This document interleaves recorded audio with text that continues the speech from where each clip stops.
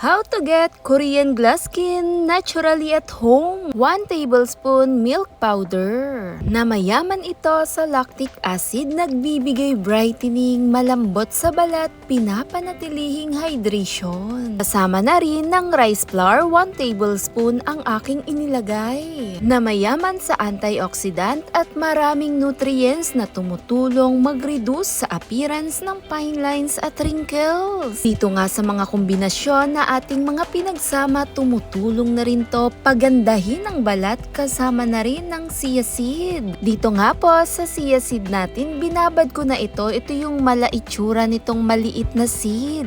10 ml po ng water at 1 teaspoon po ng chia seed at ilagay na rin po ito doon mismo sa rice flour at milk. Ang flaxseed, pinapanatilihin itong hydration, mayaman sa collagen at antioxidant na siyang tumutulong labanan ang sign of aging. Ini-improve nito ang skin elasticity dahil sa yaman sa vitamin E at vitamin C.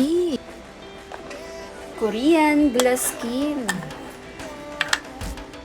Nagbibigay kinis, glowing lalo sa ating balat.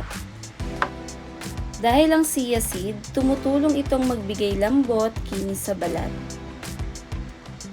Brightening at whitening na rin ito. Hayaan lang natin itong ibabad ng 10 minutes. At pagkatapos, banlawan na rin ito. I-massage at imas mo lang ito sa balat. Ganito na rin yung texture niya, mala-gel. 2 beses sa isang linggo, pwede mo itong ulitin. Malambot, makinis, at kapansin-pansin sa kutis. Malaglas skin ang effect. Dahil na rin sa mga benefits na ating nilagay kasama ng gatas, mabilis magpaputi sa balat. Thanks for watching, guys!